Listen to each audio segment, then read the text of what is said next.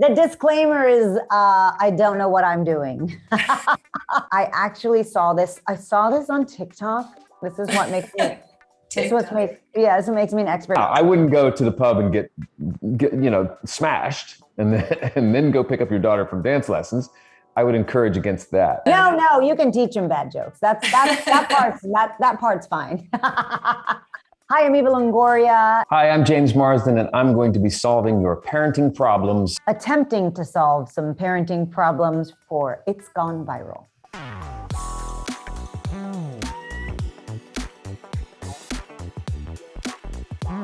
Hey James, I love my daughter so much. She's very inquisitive and is obsessed with animals. And recently she started digging up patches in our garden and showing us the worms she's dug up.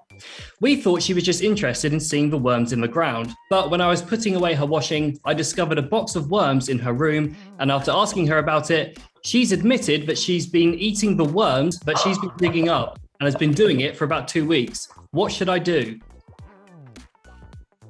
Well, I think the biggest mistake any parent can make with anything with their kids is shame, right? So number one, out of the gate, every talk with your kids should be positioned from a place of how do I reduce shame? Because what you don't want the kid feeling is, this bottomless pit of self-loathing because they did something wrong. So I would say, I would lead with something positive about it. Say, oh my gosh, you're like one of the animals that you love. You're out there digging holes. Like how, what animal, were you pretending to be when you were doing this? And then it's sort of like, it takes the onus off of this is going to be some heavy conversation.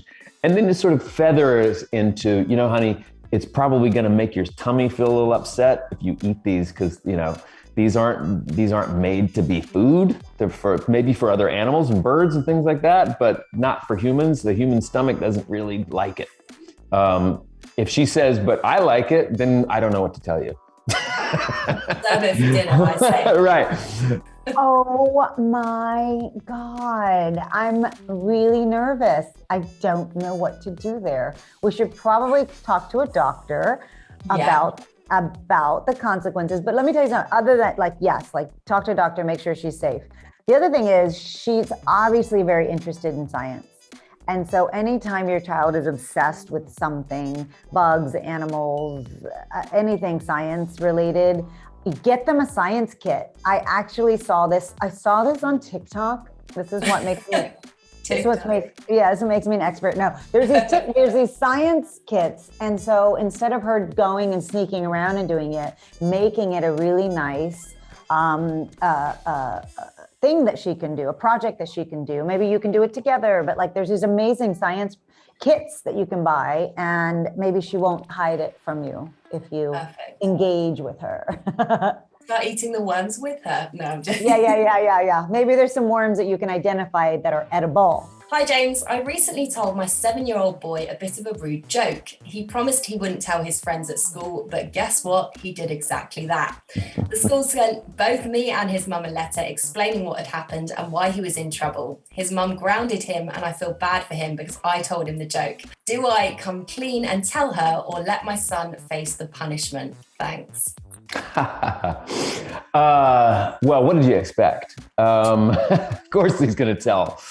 I don't know how old her son is, but if that were me, I would come clean. I would say, look, I was the one who told him the joke. I shouldn't have. It was not my finest moment. So we're going to take equal responsibility here because he told me he wasn't going to say something and he did. So he'll continue with his grounding or whatever. But yeah, I think I would not feel great if I didn't come clean about it. What? Of course you come clean, and you're grounded, by the way. Yes, you absolutely come clean. And he must go to the school and tell them it was him. I love that. And stop telling him bad jokes. No, you can teach him bad jokes. That part's fine. Okay, good. Next one. Hi, Eva. This caused some debate between myself and friends in the pub last weekend, and so I wanted to run it past you to hear your thoughts. Every Saturday from 12 till 2, I take my daughter to her dance lesson. However, when I drop her off, I go to the pub, have a drink, and watch the football. When we come home, my wife always asks, how did she do? And I always reply, she was great, despite not actually watching her because I'm in the pub. Am I a bad parent for going to the pub instead of watching my daughter's dance lesson? No, you know what's so funny? Somebody said, there was an English comedian that made a whole joke about this of like, only in America do we put our things, our kids in things, and then we go watch them do those things. Like, no, let them go do that thing and you go do your thing. I know a mom who drops her kid off at like ballet and only chooses dance classes that have a yoga studio nearby. So she goes and like does yoga while her child does dance class, and like, no, let her do her thing. So I think it's perfectly fine you go off and do something else. I don't know if I would go to a pub, but like, I guess that's normal. I guess that's normal. So I'm actually on his side. Like, but I would tell your wife, like, I'm not going to sit and watch her, but I am going to take her. I'm going to go and do my own thing. And yes, it's a very British thing to just go straight to the pub. Hell no. I think for all the mothers out there and fathers too, that are with their children hands-on all the time, 100% of the time, you have to, I think maintaining your sanity in some way throughout it all is vital and important. So taking time out for your time, for what you need to do to be a good parent, whatever it is you got to do or want to do, go do it. As long as you're being responsible and not driving after drinking and things like that. I say more power to you. You got to take those moments out. Otherwise you'll lose it, you know? And I'm sure that she probably has plenty of time where there's probably plenty of moments where she actually is watching her daughter's, was it a dance recital? Is that what it was? Yeah, I think it was dance lessons. Dance lessons, yeah. I mean, there's only so many of those we can watch. Come on.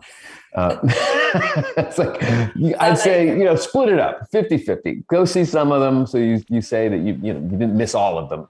But yeah, you got to take that time out for your own sanity and reward yourself for being a good parent by going and watch the footy. It sounds like you've got previous experience in this as well. So it's very... I have a lot of things to say about that specifically, right? Yeah, no, I wouldn't go to the pub and get smashed and then go pick up your daughter from dance lessons. I would encourage against that. Hey, James, I'm hoping you can relate to this one, having experienced the joys of teen parenting yourself. My 15-year-old son hardly ever helps around the house. He constantly leaves plates of food in his room, and the smell when I dare to walk into his room is just something else. He sits in his room and plays on his PlayStation constantly, but I've reached the end of my tether. What can I do to get him to start helping? I'm willing to go to extreme lengths. Interesting to know what do they mean by the extreme lengths. I was going to say you would take all those dirty dishes and then put them into his bed and leave them there. But I feel like it wouldn't bother this kid. I feel like he would sleep soundly on those dirty dishes. I don't know. It's one of those things. Another thing I've learned about parenting is the more you talk, the less likely it is to get anything done. So if you are going to say something, make sure it's sharp, succinct, and the fat is trimmed off of it and to the point. Oh, interesting. Well, obviously, how old is the child? 15. Oh yeah, no, he's responsible enough to tidy up after himself. Obviously, taking away the PlayStation would be a consequence. Yes. There's a great book called Conscious Parenting by Dr. Shafali, and she talks a lot about natural consequences, which I've read about, and she just has a really interesting approach. But I think it's like, yes, you need to get them to clean. That is a biohazard waiting to happen in the room. So yeah, that something has to be done. And I think the natural response for me would be, taking away high level wants, which is PlayStations or free time or cell phone.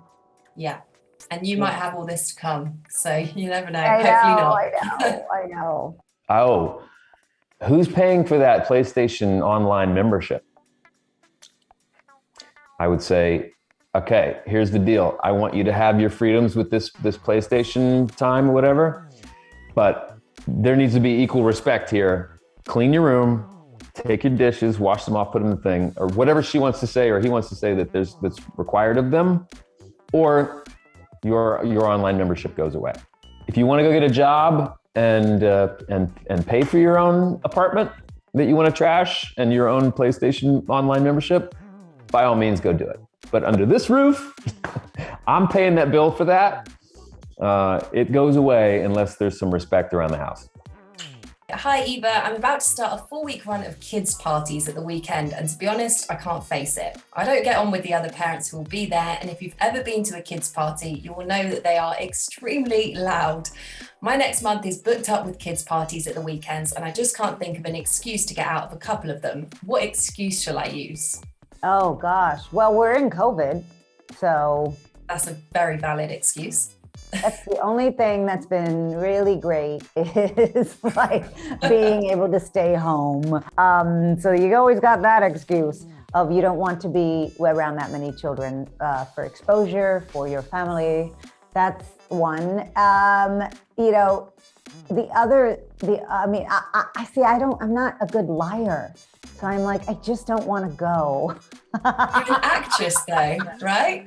You've got to get into role. Really not that good of a liar. And I'll usually trick my husband into taking, Santi and going, oh, it's going to be great. So-and-so's going to be there. You can talk business. And then he's like, so-and-so wasn't there. And I'm like, oh, darn. How was the party? No, I think like we all have the best excuse right now to not be outside and gather. Yeah. Hi Eva, hoping you can help me out with this pickle. My 5-year-old daughter's hamster Smarties died a couple of weeks ago while she was staying at my parents' house for the weekend. I obviously did the right thing and buried little Smarties in the garden, but I couldn't bring myself to tell my daughter. So I made it look like the hamster was still in its cage, put lots of bedding in and told my daughter she was just hibernating. It's been 2 weeks now and she still thinks the hamster is hibernating. What do I do? Oh no, but I also read this. I'm not an expert, but talking about death, specifically early on with animals, is really healthy so that they know, people pass, things pass, animals pass. And so it's not as taboo as you think. And I think it's a lesson they should learn early just to know, because a lot of times we do as parents just want to shield them from that pain. But imagine if like grandma passes now, you want to prepare them for like the bigger stuff. So the hamster's like the trial run on that conversation, and then preparing them for life. I think it's okay to tell her. That's some great advice. So don't just replace the hamster and hope for the best. I probably would replace the hamster just between you and I. But I know that's probably not right. Hey, what's going on? I'm Kevin Hart. Hi, my name's Eric Stonestreet. Hi, I'm Margot. I'm Journey. I'm James McAvoy. I'm Daniel Radcliffe. I'm Rebel Wilson. I'm Jeremy Clarkson. I'm going to be translating some Scottish tweets for It's Gone Viral. On It's Gone Viral. Ooh. On It's Gone Viral.